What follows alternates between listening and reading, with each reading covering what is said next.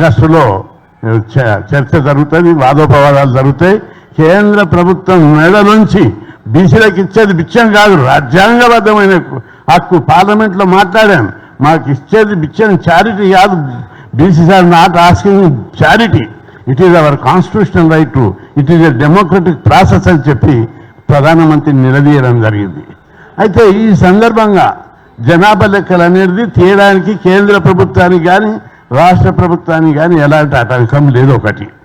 రెండవది, రిజర్వేషన్లకు సుప్రీంకోర్టు 50% అంటున్నారు. దీనికి అడ్డం రాదు అది. ఎందుకంటే బీహార్లో 75% చేర్చారు, తమిళనాడులో 70% లేదు. అక్కడ లేని అడ్డంకి ఇక్కడ ఒకటి. ఎకనామికల్లీ ఫార్వర్డ్ క్యాస్ట్కు రిజర్వేషన్ల సిద్ధాంతానికి విరుద్ధంగా సుప్రీంకోర్టులో కేసులో సుప్రీంకోర్టు జడ్జిమెంట్ ఏమిచ్చింది? 50% సీలింగ్ అనేది ఎక్కడ లేదు రాజ్యాంగంలోని సుప్రీంకోర్టు చెప్పింది.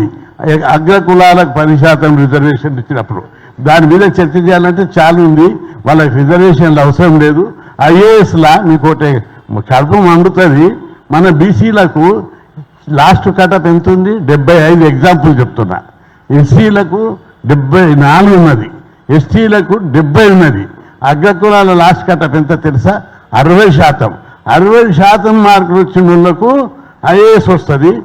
మన ఎస్టీలు, ట్రైబల్స్, అత్యంత పేదరికంలో ఉన్నటువంటి విద్యకు నోచుకున్నటువంటి ట్రైబల్స్కు 70% జాబ్ వస్తుంది. ఈ ఫార్వర్డ్ క్యాస్ట్ వాళ్ళకు 60% జాబ్ వస్తుంది. ఇది ఆ బ్రాహ్మణులకు, రెడ్లకు, వెల్మలకు, క్షత్రియులకు ఈ దేశంలో ఉండే సామాజిక న్యాయం ఇదేనా అని మనం అందరం, మన పౌరుషం ఉంటే కడుపు మండాలి ఈ దేశంలో.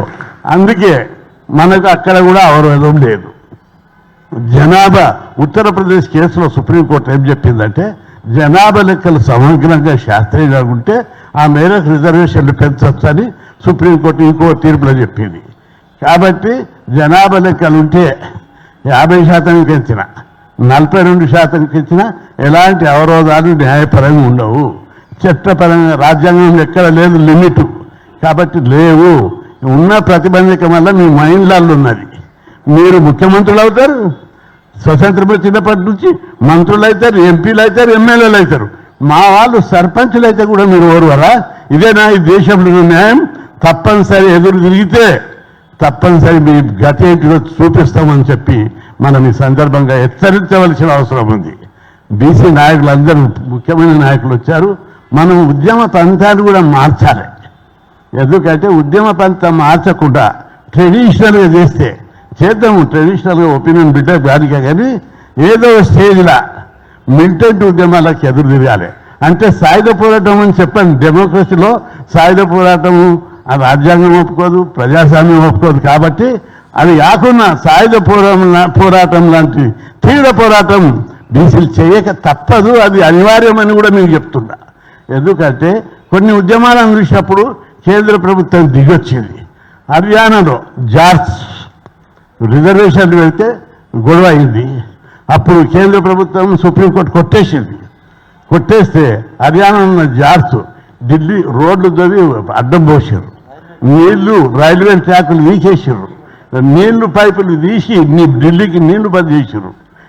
అదేవిధంగా రాజస్థాన్లో గుజ్జాలు రోడ్లు దొవ్వేసారు, నీళ్లు బంద్ చేసారు, కరెంటు బంద్ చేసారు, మిలిటెంట్ ఉద్యమాలు చేశారు. అంతేందుకు ఈయన కాపులను రిజర్వేషన్ అప్పుడు రైళ్లు బంద్ చేసారు, రోడ్లు అడ్డం పెట్టారు వాళ్ళందరూ. అట్లాంటి ఉద్యమం బీసీలో కూడా రావాలి. అంతేకాదు బీసీ, ఎస్సీ, ఎస్టీలకు మేము 78-75 హాస్టల్ పెట్టాలని పోరాడినాం. ఎన్ని ధర్నాలు చేసినా పెంచలేదు.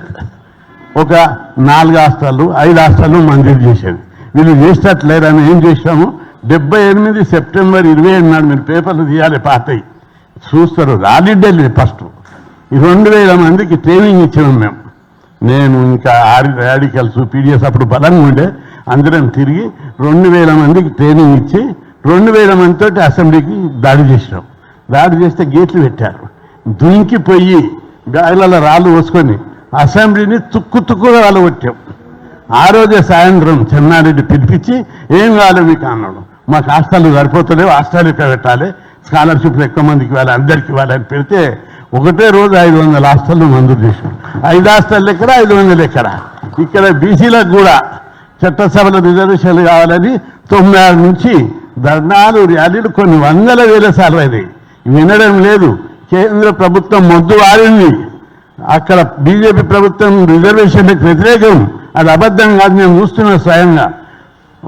అగనిస్ట్గా లేచి బీహార్లో మోడీ అని ఉన్నారు బీహార్లో, ఆయన అగనిస్ట్గా లేచి రిజర్వేషన్లకు అగనిస్ట్గా మాట్లాడుతున్నాడు. ఎంత ధైర్యం అని నేను అడిగినా. పోయి చెప్పిన నువ్వు రిజర్వేషన్లు అంటే ఈ దేశంలో ఉన్న 70 కోట్ల మందికి వ్యతిరేకంగా మాట్లాడుతున్నావు, ఖబర్దారి. అంటే అవును, మా బీహార్లో బీసీలే ఓసీల మీద దాడి చేస్తారు. శభాష్, ఆ స్టేజ్కి రావడం మంచిదే, దేశమంతటా కూడా దాడి చేయాలని మీరు అని చెప్పారు. కాబట్టి మనం అందరం కూడా, అందరు ముఖ్యమైన నాయకులు ఉన్నారు ఇక్కడ. ట్రెడిషనల్ ఉద్యమం కాకుండా మీరు నేనేం చేస్తా, రాజారాన్ని చూసుకుంటాడు, కృష్ణని చూసుకుంటాడు, ఇంకోటి చూసుకుంటాడు, ఇంక అట్లా కాదు ఉద్యమం. నేను ఉద్యమం చేసి నాకు ఆ గుర్తింపు రావాలి, నా జాతికి మేలు జరగాలి. మన గురుకుల స్కూళ్ళు ఉన్నాయి ఎగ్జాంపుల్. మా గురుకుల స్కూళ్ళు పెట్టాలని అడిగినాం ఎప్పుడు 80 విజయభాస్కర్ రెడ్డి 46 స్కూళ్ళు అరేంజ్ చేశాడు. రామారావు రాంది అడిగే ఎస్సీ బీసీలకు ప్రత్యేక గురుకుల పాఠశాలలు వద్దని రద్దు చేసి జనరల్ విద్యా గురుకులాలు చేశాడు. అప్పుడు 2000 మందితోటి బీసీ డైరెక్టరేట్, సోషల్ డైరెక్ట్ మీద తుక్కుగా అలగొట్టాం, 40 బస్సులు అలగొట్టాం. అంతేకాదు ఆ ఉద్యమంతో ప్రభుత్వం గడగడలాడిపోయి మళ్ళా కొత్తగా 46 గురుకుల పాఠశాలలు ఇస్తే ఇప్పుడు 2 రాష్ట్రాల్లో 1500 ఉన్నాయి మనకున్న గురుకుల పాఠశాలలు, మనకున్న హాస్టళ్ళు, మనకున్న ఫీజు రియంబర్స్మెంట్ దేశంలో ఎక్కడా లేదు. ఇక్కడ బలమైన బీసీ ఉద్యమం ఉన్నది కాబట్టి ఇస్తుంది ప్రభుత్వం. మనమందరం కూడా ఇక్కడ ఉన్న స్కీమ్లు దేశమంతా పెట్టమని ఈరోజు నేను ఢిల్లీలో పనిచేస్తున్నా. గురుకుల పాఠశాలలు, హాస్టళ్ళు, ఫీజు రియంబర్స్మెంట్, స్కాలర్షిప్లు ఇస్తే మనోళ్ళు చదువుకుంటారు. ఒకవైపు చట్టసభల రిజర్వేషన్, ఇంకొక వైపు విద్యా హక్కు. మన కులాలు చదువుకోవాలి. రాజస్థాన్, మధ్యప్రదేశ్, ఉత్తరప్రదేశ్ పోయి చూసా, స్కాలర్షిప్ లేదు, ఫీజులు లేవు, హాస్టళ్ళు లేవు, గురుకుల పాఠశాలలు లేవు. బీసీల బతుకులు అద్భుతమైనటువంటి బతుకులలో ఉన్నారు. బీసీలే కాదు, ఎస్సీలకు కూడా చాలా తక్కువ ఉన్నాయి. అవన్నిటికీ ఒకవైపు పోరాడుకుంటేనే అవన్నీ కావాలంటే చట్టసభలో రిజర్వేషన్లు రావాలి. మనం అందరం ఒక మిలిటెంట్ ఉద్యమానికి ప్లాన్ వేయాలి. మీరు మన బుర్రలకు పదని పెట్టాలి. ఎవరు కృష్ణయ్యనే రాజరామే చేసుడు కాదు, మీరందరూ కూడా ఎందుకు కావద్దు. చైనాలో మావ ఉద్యమం చేసినప్పుడు చైనాలో ఆకలితో ప్రజలు తొండలు తిన్నారు, ఏదంటే తిన్నారు వాళ్ళు. ఆకలితోటి పేదరికంతో నకనకలాడి. కానీ మావో అనేక మంది లీడర్ ఉపన్యాసాలు ఇచ్చిన తర్వాత అనేక మంది లీడర్లు అయ్యారు. మావకు అన్నాడు, అరే చాలామంది లీడర్లు అయితే నీకు గుర్తిపోతుందని. ఆయన అన్నాడు, మావ ఒక్కడు కాడు, మావలు అంటే చైనా అంతా కావాలని కోరాడు. కాబట్టి మేమందరం కూడా కోరుతున్నాం, అందరూ నాయకత్వం పెంచుకోవాలి, ధైర్య సాహసాలు పెంచాలి. తప్పనిసరి తెగింపుతో ఉద్యమాలు చేయడానికి బీసీలందరినీ తయారు చేయాలి. తెలంగాణ ఉద్యమంలో మీరు ఎట్లా ఉద్యమాలు చేశారు, ఎట్లా తెగింపుతో పోరాటం చేశారు, అనేక మంది ఆత్మహత్యలు చేసుకున్నారు. బీసీలకు ఇంత అన్యాయం జరుగుతుంటే, సామాజిక ఆర్థిక దోపిడీ జరుగుతుంటే మనం ఎందుకోవాలని మీ లోపల రగలాలి, అగ్నిజ్వాల రగలాలి. రగిలి దోపిడీ ప్రభుత్వాలకు వ్యతిరేకంగా తిరుగుబాటు చేయవలసిన సమయం ఆసన్నమైందని మీ అందరికీ గుర్తు చేస్తున్నా. కాబట్టి పంచాయతీరాజ్ రిజర్వేషన్లు పెంచడం అనేది అనివార్యం. ప్రభుత్వం తప్పించుకోదు, మేము వదలమని కూడా ఈ ప్రభుత్వాన్ని హెచ్చరిస్తున్నాం. అరే నాయన, మీరు ఎమ్మెల్యేలు మీరే, ఎంపీలు మీరే, ముఖ్యమంత్రులు మీరే, మేము సర్పంచులు కూడా కావద్దా, ఎంపీటీసీ జెడ్పీటీసీలు కూడా కావద్దా? ఇంత అన్యాయం చేస్తుంటే చూస్తూ ఊరుకుంటామా? కాబట్టి అందరూ కూడా మీ అనుచరుల ద్వారా, మీ సహచరుల ద్వారా ఈ ఉద్యమ విస్తరణకు మీ పార్టీలు ఏమన్నా ఉండొచ్చు, ప్రభుత్వాలు ఏమన్నా ఉండొచ్చు, మన హక్కులకు ఆత్మగౌరవానికి భంగం కలిగినప్పుడు తప్పనిసరి మన పోరాటం తెగింపు పోరాటాలు అవసరం. ఒక రాజు దగ్గర ఉదాహరణకు చెప్తా, శ్రీకృష్ణదేవరాయల పీరియడ్. ఎందుకంటే చిన్న ఎగ్జాంపుల్, ఆ రాజు దగ్గర ఒక నౌకరు ఉన్నాడు.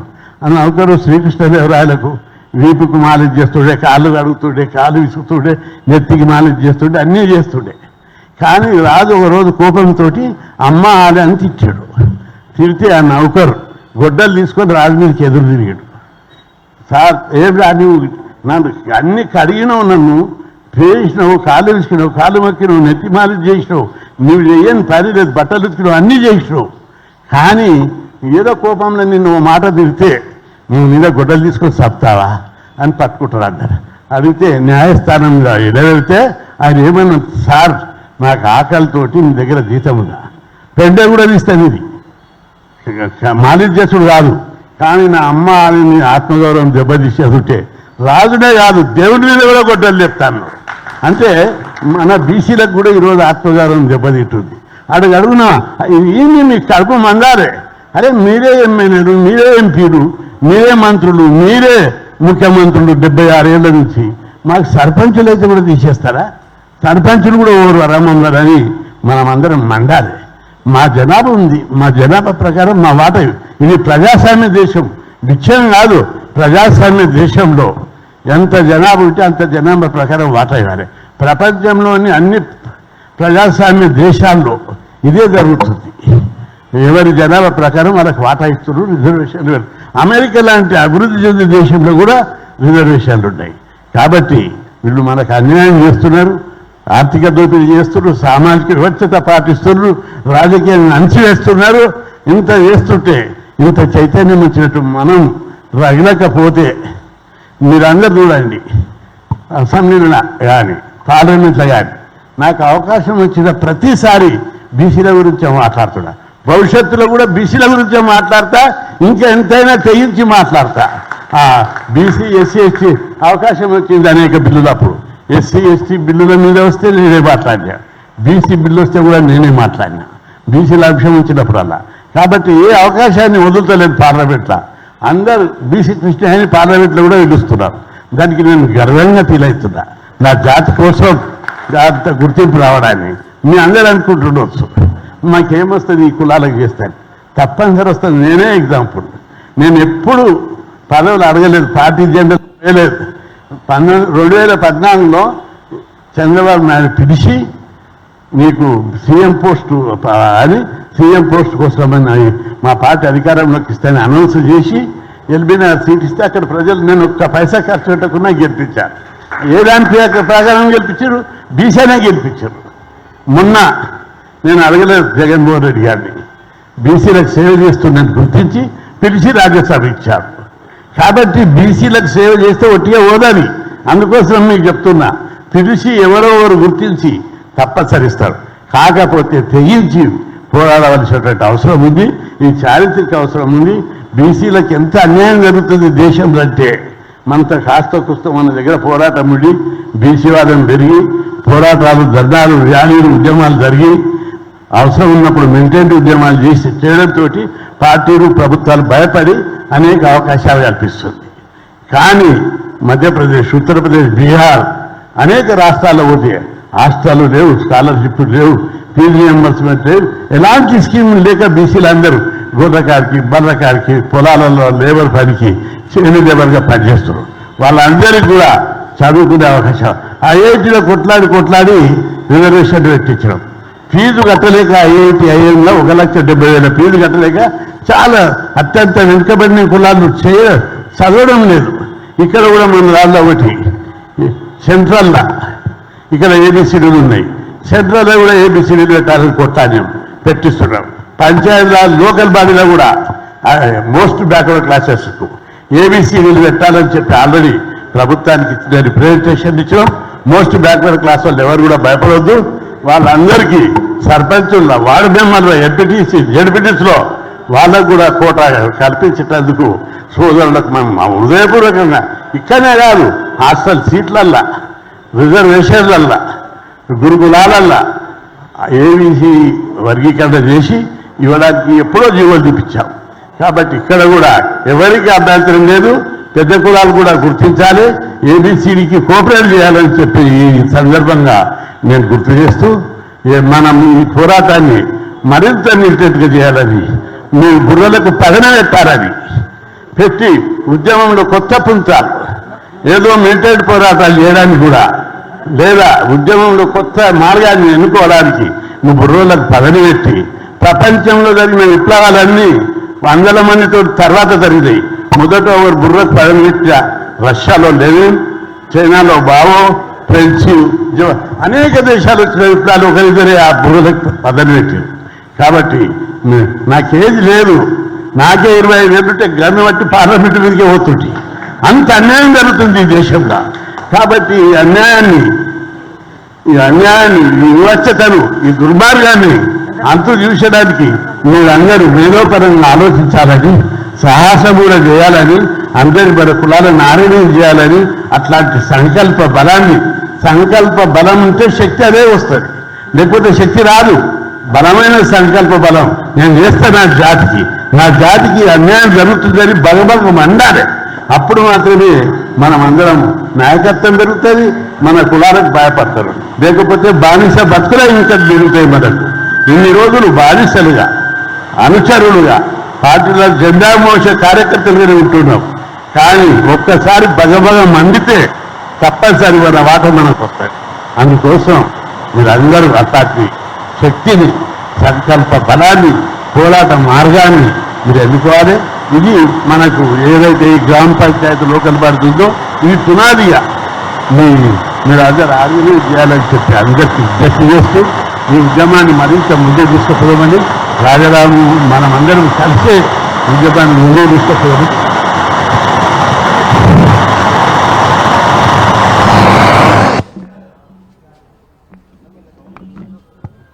ఉద్యమ పంతాను మీ పద్ధతులలో మీ ఆలోచనలకు పదను పెట్టి ముందు తీసుకుపోవడానికి, ఆర్గనైజ్ చేయడానికి ఏ విధంగా ఈ ప్రభుత్వాలను లొంగ తీసుకుంటాం, ఈ ప్రభుత్వాలను మన వాట మనకు రావడానికి మనం అందరం ఉద్యోగాలు ఈ పదవులు అంటున్నాం. ఇండ్లనే కాదు, ఇండ్లు ఎంతుంది బడ్జెట్ మనకు మా అంటే కొన్ని జాబులు వస్తాయి, కొంత బడ్జెట్ వస్తాయి. ఇతర ప్రైవేట్ రంగాల్లో, వ్యాపార రంగాలు, రియల్ ఎస్టేట్ రంగం, స్కూళ్ళు, కాలేజీలు, హాస్పిటళ్ళు, ఇతర రంగాల లోపల మన వాటా ఎంత అని మీరు ఆలోచించాలి.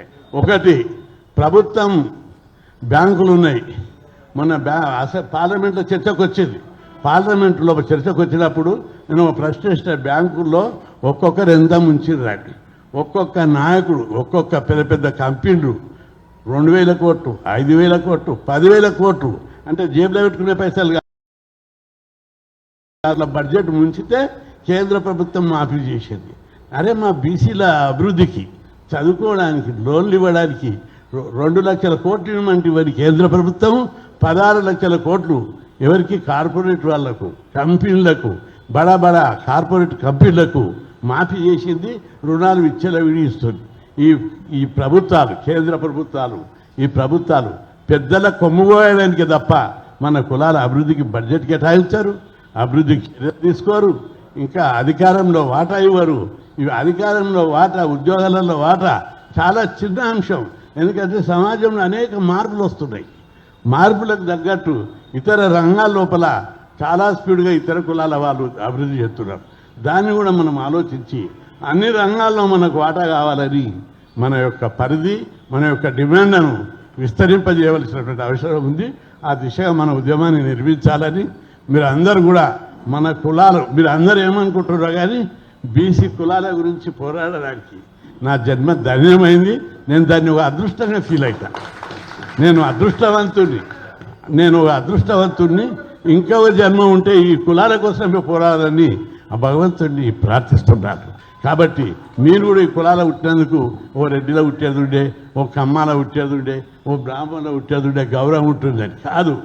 ఏ పేద కులాల కోసమైతే పోరాడతారో వాళ్ళకే చరిత్ర ఉంటుంది. కాబట్టి కులాలలో పుట్టి మనకెందుకు మైదాన్ పెద్ద ఉంది, మన ప్రాబ్లమ్స్ ఎక్కువ ఉన్నాయి, కొట్లాడడానికి మన మైదాన్ పెద్ద ఉంది.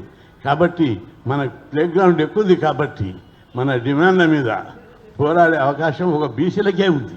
దీన్ని మనం అందరం ఉపయోగించుకోవాలని చెప్పి, అందుకోసం ఈ చారిత్రక పోరాటంలో, ఈ చారిత్రక ఉద్యమంలో మీరు అందరూ భాగస్వాములు కావాలని కోరుకుంటూ సెలవు తీసుకుంటా. గొంతు దెబ్బతిన్న, ఆరోగ్యం బాగలేక సరి వినిపించిందో లేదు.